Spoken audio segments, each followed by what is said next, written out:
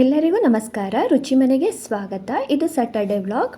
ಶನಿವಾರ ನಾವೆಲ್ಲರೂ ಮನೆಯಲ್ಲೆಲ್ಲ ಪೂಜೆ ಎಲ್ಲ ಮುಗಿಸಿ ನಾವೆಲ್ಲರೂ ಇಲ್ಲಿ ನಮ್ಮೂರಲ್ಲಿ ನಾವೊಂದು ಟೋಟಲ್ 6 ಜನ ಕಡಲೆಕಾಯಿ ಪರಿಸೆಗೆ ಹೋಗೋಣ, ಬಸವನಗುಡಿ ಕಡಲೆಕಾಯಿ ಪರಿಸೆಗೆ ಹೋಗೋಣ ಅಂತ ಎಲ್ಲ ರೆಡಿ ಆಗಿಬಿಟ್ಟು ಹೊರಟಿದ್ದೀವಿ. ಅಂದರೆ ಬೆಳಗ್ಗೆನೇ ಹೋದರೆ ಅಷ್ಟೊಂದು ಜನ ಇರೋಲ್ಲ, ಪೂಜೆ ಬೇಗ ಮಾಡಿಸ್ಕೊಬೋದು. ಆಮೇಲೆ ತುಂಬ ರಶ್, ಜಾತ್ರೆ ನೋಡೋದಕ್ಕಿಂತ ಒಳಗಡೆ ದೇವ್ರು ನೋಡೋದಕ್ಕೆಲ್ಲ ಆಗಲ್ವಲ್ಲ, ತುಂಬ ರಶ್ ಆಗೋಗ್ಬಿಡ್ತಾರಲ್ಲ. ಅದಕ್ಕೋಸ್ಕರ ಸ್ವಲ್ಪ ಬೇಗ ಹೋಗೋಣ ಅಂದರೆ ನಮ್ಮೂರು ಬಸ್ಸೇ ಬಂದಿಲ್ಲ, ಬಸ್ ಬರೋದೇ ಲೇಟ್ ಆಗೋಯಿತು. ಆಮೇಲೆ ಏನೋ ಹೇಳ್ತಾರಲ್ಲ, ಒಂದು ರಮೇಶ್ ಯಾವುದೋ ಮೂವಿನಲ್ಲಿ ಊರಿಗೊಂದು ಬಸ್ಸು ನನಗದು ಮಿಸ್ಸು ಅಂತ, ಹಾಗೆ ನಮ್ಮೂರಿಗಿರೋದು ಒಂದೇ ಬಸ್ಸು. ಆ ಬಸ್ಸು ಬರೋದು ಸ್ವಲ್ಪ ಲೇಟ್ ಆಯಿತು. 10:30 10:45 ಆಗೋಗಿತ್ತು ಊರಲ್ಲೇ. ನಾವು ನೋಡಿದ್ರೆ 9:30ಗೆ ರೆಡಿಯಾಗಿ ಕೂತಿದ್ವಿ. ನೋಡೋದು ಬಸ್ ಬಂದಿದ್ದು ಲೇಟ್ ಆಯಿತು. ಆಮೇಲೆ ಹೋಗ್ಬಿಟ್ಟು ಅಲ್ಲಿ ಬಸವನಗುಡಿಗೆ ಯಾವುದೋ ಬಸ್ ಇರಲಿಲ್ವಲ್ಲ, ಅಲ್ಲಿ ಬನಶಂಕರಿಯಲ್ಲಿ ಇಳ್ಕೊಂಡು ಬನಶಂಕರಿಯಿಂದ ಆಟೋ ಮಾಡ್ಕೊಂಡು ಬಂದ್ವಿ ಜಾತ್ರೆಗೆ ಹೋಗೋಣ ಅಂತ ಹೇಳ್ಬಿಟ್ಟು. ಇಲ್ಲಿ ಬಂದು ಅಂದರೆ ಬಸವನಗುಡಿಗೆ ಬರೋಷ್ಟರಲ್ಲಿ ಭಾವನಮ್ಮನೂ ಇಲ್ಲೇ ಇತ್ತಲ್ಲ, ಭಾವನಮ್ಮಂಗೆ ಫೋನ್ ಮಾಡಿದೆ. ಭಾವನಮ್ಮ ಇಲ್ಲ, ನಾನು ಬರೋದಿಲ್ಲ, ನೀವು ಹೋಗಿ, ಅಂದರೆ ನಮ್ಮದು ಮೇಯ್ನ್ ಗೇಟ್ ಕ್ಲೋಸ್ ಮಾಡಿಬಿಟ್ಟಿದ್ದಾರೆ, ನಾವು ಆ ಕಡೆಯಿಂದ ಬರೋಷ್ಟರಲ್ಲಿ ತುಂಬ ದೂರ ಆಗುತ್ತೆ, ನಾನು ಮನೆಗೆ ಹೋಗ್ತೀನಿ ಕಾಲೇಜ್ ಮುಗಿಸ್ಕೊಂಡು, ನೀವು ಜಾತ್ರೆಗೆ ಹೋಗ್ಬಿಟ್ಟು ದೇವಸ್ಥಾನಕ್ಕೆಲ್ಲ ಹೋಗ್ಬಿಟ್ಟು ಬಂದ್ರಿ ಅಂತ ಭಾವನಮ್ಮ ಹೇಳ್ತು. ನಾವು ಸರಿ, ಇನ್ಯಾಕೆ ಬಲವಂತ ಮಾಡೋದು, ಸರಿಯಪ್ಪ ಅಂತ ಹೇಳ್ಬಿಟ್ಟು ನಾವು ಬಂದ್ವಿ. ನಾವು ದೇವಸ್ಥಾನಕ್ಕೆ ಹೋಗ್ಬಿಟ್ಟು ಬರೋಣ ಅಂತ ಅಂದ್ಬಿಟ್ಟು ನಾವು ಬಂದ್ವಿ. ಅಂದರೆ 2 ಆಟೋ ಮಾಡ್ಕೊಬಂದ್ವಿ, 6 ಜನ ಇದ್ವಲ್ಲ, 2 ಆಟೋ ಮಾಡ್ಕೊಂಡು ಬಂದ್ವಿ. ಇಲ್ಲಿ ಒಂದು ಪುರಾಣದ ಕಥೆನೇ ಇದೆ. ಬಸವನಗುಡಿಲಿ ಯಾಕೆ ಕಡಲೆಕಾಯಿ ಪರಿಸೆ ಮಾಡ್ತಾರೆ, ಮತ್ತು ಎಂತಕ್ಕೆ ಕಡಲೆಕಾಯಿ ಪರಿಸೆ ಮಾಡೋದು, ಮತ್ತು ಬಸವನಗುಡಿನಲ್ಲಿ ಪ್ರತಿ ವರ್ಷವೂ ಕಡಲೆಕಾಯಲ್ಲಿ ಅಲಂಕಾರ ಮಾಡೋದು, ಇದೆಲ್ಲ ಯಾಕೆ ಅಂತ ಒಂದು ಕಥೆನೇ ಇದೆ. ಆಗಿನ ಕಾಲದಲ್ಲೆಲ್ಲ ಇದು ಬಸವನಗುಡಿ ಸಿಟಿ ಆಗಿರಲಿಲ್ಲ, ಹಳ್ಳಿನೇ ಅಲ್ವಾ, ಹೊಲ ಇತ್ತು, ಹೊಲದಲ್ಲೆಲ್ಲ ಕಡಲೆಕಾಯಿ ಬೆಳೀತಾ ಇದ್ರಂತೆ. ಇಲ್ಲಿ ಈ ಜಾಗದಲ್ಲೆಲ್ಲ ಬರೀ ಕಡಲೆಕಾಯಿ ಅಂತ ಬೆಳೀತಾ ಇದ್ದಿದ್ದು. ಹೇಗೆ ಕೌಲಿದ್ರೂ ಬಸವಣ್ಣ ಬಂದು ಆ ಕಡಲೆಕಾಯಿನೆಲ್ಲ ಹಸ್ಗಳು ಬಂದು ಎಲ್ಲ ತಿನ್ಕೊಂಡು ಹೊರ್ಟೋಗ್ಬಿಡೋದಂತೆ. ರೈತರು ಪಾಪ ಅವರು ಎಷ್ಟು ಅಂತ ನೋಡ್ತಾರೆ, ಎಷ್ಟು ಬೆಳೆ ಬೆಳೆದ್ರು ಯಾವ ಮಾಯದಲ್ಲಾದರೂ ಬಂದು ಆ ಕಡಲೆಕಾಯಿನೆಲ್ಲ ಗಿಡನೆಲ್ಲ ತಿಂದು ಹೊರ್ಟೋಗ್ಬಿಡೋದಂತಲ್ಲ. ಅವಾಗ ಅಲ್ಲಿನ ರೈತರೆಲ್ಲರೂ ಕೈ ಮುಕ್ಕೊಂಡು ಬಸವಣ್ಣಂಗೆ ಕೈ ಮುಕ್ಕೊಂಡು, ನಾವು ಪ್ರತಿ ವರ್ಷವೂ ನಿನ್ನ ಪೂಜೆ ಮಾಡಿಸ್ತೀವಪ್ಪ, ಈ ಥರ ಎಲ್ಲ ಮಾಡಬೇಡ, ನಾವು ಬೆಳೆದಿರೋ ಬೆಳೆನೆಲ್ಲ ಹಾಳು ಮಾಡೋದು ಬೇಡ, ನಾವು ಕಷ್ಟಪಟ್ಟೆಲ್ಲ ಬೆಳಿತೀವಿ, ಇದರಲ್ಲೇ ನಾವು ಜೀವನ ಮಾಡಬೇಕು ಅಂತ ಎಲ್ಲ ದೇವ್ರ ಹತ್ರ ಬಸವಣ್ಣನ ಹತ್ರ ಕೈ ಮುಕ್ಕೊಂಡು ಕೇಳ್ಕೊಂಡಿರೋದು. ದಿನ ಕಳೀತಾ ಇದ್ದಾಗೆ, ವರ್ಷಗಳು ಕಳೀತಾ ಇದ್ದಾಗೆ ಹಳ್ಳಿ ಎಲ್ಲ ಸಿಟಿ ಆಗೋಕ್ಕೆ ಸ್ಟಾರ್ಟ್ ಆಯ್ತಲ್ಲ. ಅಂದರೆ ಇಲ್ಲಿ ಅವಾಗ ರೈತರು ಕಡಲೆಕಾಯಿ ಎಲ್ಲ ಬೆಳೀತಾ ಇದ್ರಂತಲ್ಲ, ಅದೆಲ್ಲ ಇನ್ನು ಬೆಳೆಯೋಕ್ಕಾಗ ಎಲ್ಲ ಸಿಟಿ ಥರ ಆಗೋಯ್ತಲ್ಲ. ಆವಾಗ ಏನು ಮಾಡಿದ್ರು, ಬೇರೆ ದೇಶಗಳಿಂದ, ಬೇರೆ ಬೇರೆ ರಾಜ್ಯಗಳಿಂದ ಎಲ್ಲ ಕಡೆಯಿಂದನೂ ಕಡಲೆಕಾಯಿ ಬರೋದಕ್ಕೆ ಸ್ಟಾರ್ಟ್ ಮಾಡಿದಂತೆ. ಅವಾಗ ಅಲ್ಲಿರೋ ಬಸವಣ್ಣಂಗೆ, ದೊಡ್ಡ ಬಸವಣ್ಣನ ದೇವಸ್ಥಾನಕ್ಕೆ ಬಸವಣ್ಣನ ದೇವಸ್ಥಾನ ಕಟ್ಟಿಸಿದ್ರಲ್ಲ, ಬಸವಣ್ಣಂಗೆ ಕಡಲೆಕಾಯಲ್ಲಿ ಅಲಂಕಾರ ಮಾಡೋದು ವರ್ಷಕ್ಕೊಂದ್ಸತಿ ಈ ಥರ ಜಾತ್ರೆ ಮಾಡೋಕ್ಕೆ ಮುಂದುವರ್ಸ್ಕೊಂಡು ಬಂದಿದ್ದಾರೆ ಪ್ರತಿ ವರ್ಷ. ಅದು ಎಲ್ಲ ಕಡೆಯೂ ಅದು ಬಸವನಗುಡಿ ಕಡಲೆಕಾಯಿ ಪರಿಸೆ ಅನ್ನೋದೇ ಫೇಮಸ್ ಆಗೋಯಿತು. ಪ್ರತಿ ವರ್ಷವೂ ಇಲ್ಲಿ ಒಂದು ವರ್ಷವೂ ಈ ಕಾರ್ತಿಕ ಮಾಸದಲ್ಲಿ ನವಂಬರ್ ತಿಂಗಳಲ್ಲಿ, ಅಂದರೆ ನವಂಬರು ಡಿಸೆಂಬರು, ಅಂದರೆ ಕಾರ್ತಿಕ ಮಾಸ ಯಾವಾಗ ಬೀಳುತ್ತೋ ಅದೇ ಟೈಮಲ್ಲಿ ಕಡಲೆಕಾಯಿ ಪರಿಸೆ ಸ್ಟಾರ್ಟ್ ಆಗುತ್ತೆ ಇಲ್ಲಿ. ಅಂದರೆ ಮಲ್ಲೇಶ್ವರಮಲ್ಲೂ ಮಾಡ್ತಾರೆ ಕಡಲೆಕಾಯಿ ಪರಿಸೆ, ಮತ್ತು ಗವಿಗಂಗಾಧರೇಶ್ವರನ ದೇವಸ್ಥಾನ ಅಲ್ಲೂ ಮಾಡ್ತಾರೆ. ಆದರೆ ಅದೆಲ್ಲದಕ್ಕಿಂತ ದೊಡ್ಡ ಹೆಸರು ಮಾಡಿರೋದು ಇಲ್ಲಿ ದೊಡ್ಡ ಗಣಪತಿ ದೇವಸ್ಥಾನ ಬಸವನಗುಡಿಲಿ, ದೊಡ್ಡ ಬಸವಣ್ಣನ ದೇವಸ್ಥಾನದಲ್ಲಿ ಈ ಕಡಲೆಕಾಯಿ ಪರಿಸೆ. ಅಂದರೆ ಟೋಟಲ್ 5 ದಿವಸ ಇರುತ್ತೆ. ಅಂದರೆ 22ಕ್ಕೆ ಸ್ಟಾರ್ಟ್ ಆಗಿದೆ, ನವಂಬರ್ 22ಇಂದ 26 ತನಕ ಇರುತ್ತೆ. ನಾವು 22ಗೆ ಬಂದಿದ್ದೀವಿ, ಅಂದರೆ 22 ಅಲ್ಲ 23ಗೆ ನಾವು ಬಂದಿರೋದು. ಅಂದರೆ ತುಂಬಾ ಚೆನ್ನಾಗಿದೆ. ಮತ್ತು ಇಲ್ಲಿ ಗವಿ ಒಳಗಡೆ ಶ್ರೀಕೃಷ್ಣನ ದೇವಸ್ಥಾನ ಇದೆ. ಅಂದರೆ ಇದು ಗವಿ ಒಳಗಡೆ ಇರೋದು, ತುಂಬ ನಿಶಬ್ದವಾಗೈತೆ. ಅಲ್ಲೊಂದು ಹಸು ಸೌಂಡ್ ಅಷ್ಟೇ ಬರೋದು, ಇನ್ನೇನು ಇಲ್ಲ. ಅಲ್ಲಿ ಗಂಟೆ ಹೊಡೆದ್ರೆ ಗಂಟೆ ಸೌಂಡು ಈ ಥರ ಅಷ್ಟೇ ಬರೋದು. ತುಂಬ ಚೆನ್ನಾಗಿದೆ ದೇವಸ್ಥಾನ. ಅಂದರೆ ಪ್ರತಿಯೊಂದು ದೇವಸ್ಥಾನವೂ ಇಲ್ಲಿದೆ ಬಸವನಗುಡಿನಲ್ಲಿ. ಈ ಬಸವಣ್ಣನ ದೇವಸ್ಥಾನದ ಹತ್ರ ಪ್ರತಿಯೊಂದು ದೇವಸ್ಥಾನವೂ ಇಲ್ಲೇ ಇದೆ. ಎಲ್ಲ ದೇವಸ್ಥಾನಕ್ಕೂ ಹೋಗ್ಬೋದು. ರಾಘವೇಂದ್ರ ದೇವಸ್ಥಾನದಿಂದ ಹಿಡಿದು ಶ್ರೀಕೃಷ್ಣನ ದೇವಸ್ಥಾನ, ಗಣಪತಿ, ಬಸವಣ್ಣ ಎಲ್ಲ ದೇವಸ್ಥಾನಗಳು ಇದೆ. ಹೋಗಿ ಆರಾಮಾಗಿ ಎಲ್ಲ ಪೂಜೆ ಮಾಡಿಸ್ಕೊಂಡು ಒಂದು ನೆಮ್ಮದಿ. ಎಲ್ಲ ದೇವಸ್ಥಾನಗಳಿಗೆ ಹೋದ್ರೂ ನಾವು ಎಲ್ಲ ಪೂಜೆ ಎಲ್ಲ ಮಾಡಿಸ್ಕೊಂಡು ಬಂದ್ವಿ.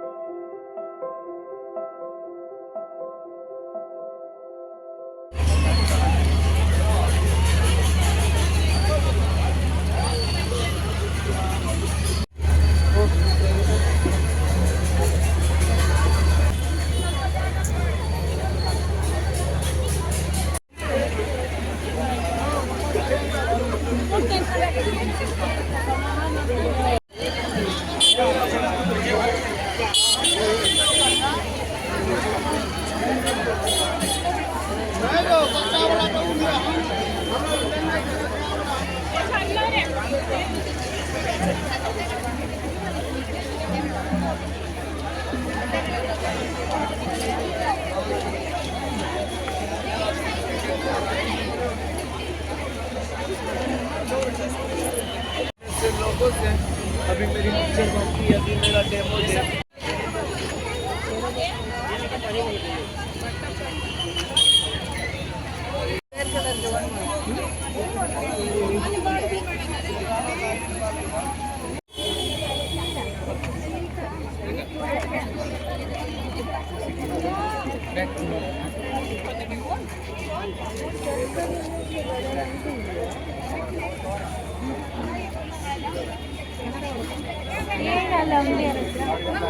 दे दो ना है बेटा थोड़ा सा उधर से आ रहा है जल्दी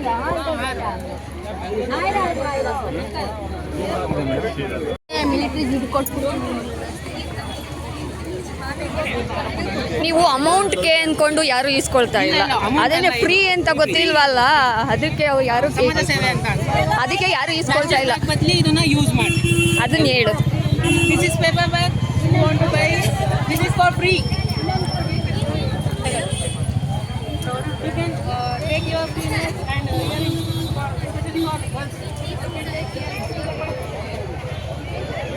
हम चार जने हैं, चार. Don't throw on the road. Road only throw.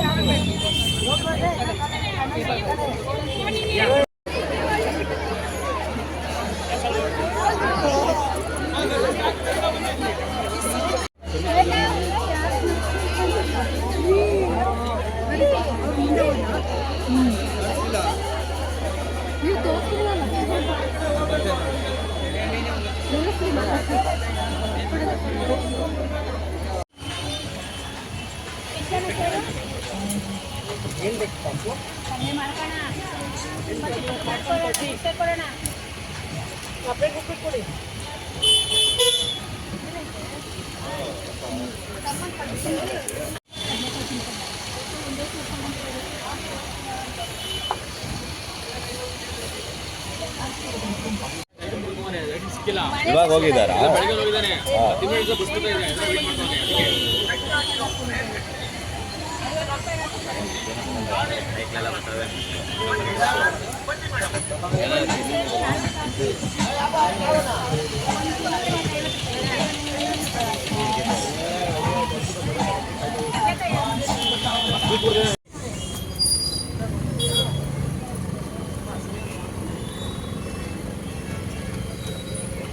ಎಷ್ಟಾಯ್ತು ಅಜ್ಜಿ? ಎಷ್ಟಾಯ್ತು? ಎಷ್ಟು ಒಂದಿದು ಚೆನ್ನಾಗಿದೆ. ಇದೆಲ್ಲ ಕ್ಲಿಪ್ ನೀನು ಎತ್ಕೊಂಡಲ್ಲ ವೈಟ್ ಇದ್ರಲ್ಲೊಂದು ಕಲರ್ ಇದೆ, ಬೇಡ ಅವಳು ಇಂಥವೆಲ್ಲ ಹಾಕೊಳ್ಳಲ್ಲ. 160 ಇದು ಇದು ಬೇಕಾ? ಇದು ಬೇಕಾ? ಹಾಂ ಇದು ಬೇಕಾ ಮಮ್ಮು? ಬೇಡ ಬೇಡ ಇದು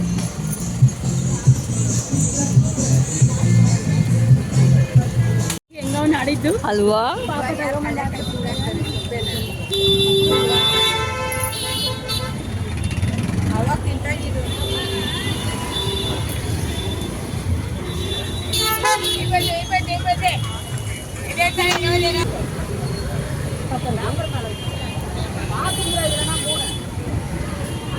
ಯಾವ್ದು ತಗೊಳ್ಳೋದು ಎಲ್ಲ ಓಲೇನು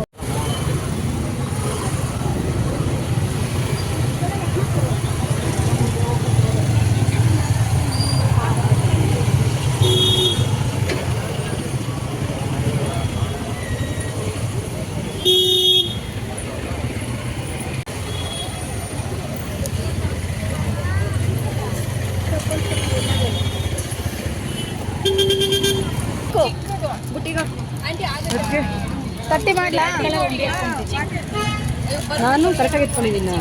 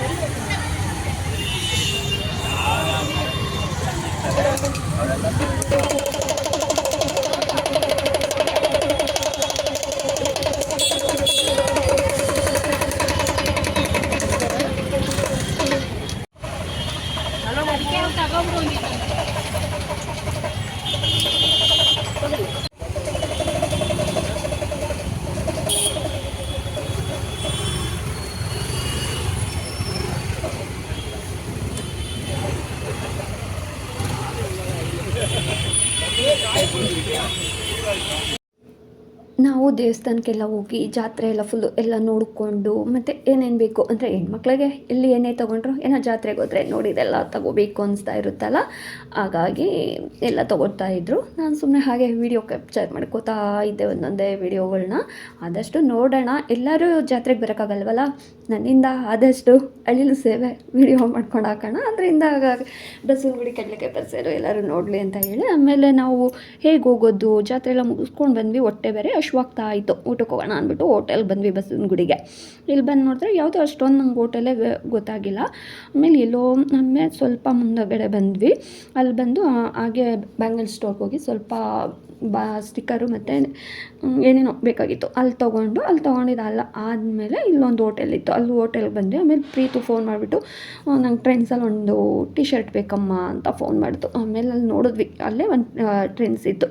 ಆಮೇಲೆ ಅಲ್ಲೋಗಿ ಒಂದು 2-3 ಸೆಲೆಕ್ಟ್ ಮಾಡಿಬಿಟ್ಟು ಪ್ರೀತಿಗೆ ವಾಟ್ಸಪ್ ಮಾಡಿದ್ವಿ. ಪ್ರೀತು ಅದು ಯಾವುದೂ ಇಷ್ಟಪಟ್ಟಿಲ್ಲ, ಬೇಡ ನನಗೆ ಅದು ಅಂತ ಹೇಳ್ತು. ಸರಿ ಬೇಡಪ್ಪ, ನೀನು ಇಷ್ಟ ಬಂದು ನೀನೇ ತೊಗೊಳ್ಳುವೆ ಅಂತ ಅಂದ್ಬಿಟ್ಟು ಊಟ ಮುಗಿಸ್ಕೊಂಡು ನಾವು ವಾಪಸ್ ಬಂದ್ವಿ. ಯಾರೆಲ್ಲ ಈ ನನ್ನ ಯೂಟ್ಯೂಬ್ ಚಾನಲ್ನ ಸಬ್ಸ್ಕ್ರೈಬ್ ಮಾಡದೆ ನೋಡಿದ್ರೆ ಪ್ಲೀಸ್ ಸಬ್ಸ್ಕ್ರೈಬ್ ಮಾಡ್ಕೊಳ್ಳಿ, ಹಾಗೆ ಒಂದು ಲೈಕ್ ಮಾಡಿ, ಶೇರ್ ಮಾಡಿ, ಕಮೆಂಟ್ ಮಾಡೋದನ್ನ ಮರಿಬೇಡಿ. ಯಾರೆಲ್ಲ ಈ ನನ್ನ ವೀಡಿಯೋ ನೋಡ್ತಾ ಇದ್ದೀರೋ ಎಲ್ಲರಿಗೂ ದೊಡ್ಡ ಬಸವಣ್ಣ ಮತ್ತು ಗಣಪನ ಆಶೀರ್ವಾದ ಎಲ್ಲರ ಮೇಲೂ ಇರಲಿ. ಧನ್ಯವಾದಗಳು.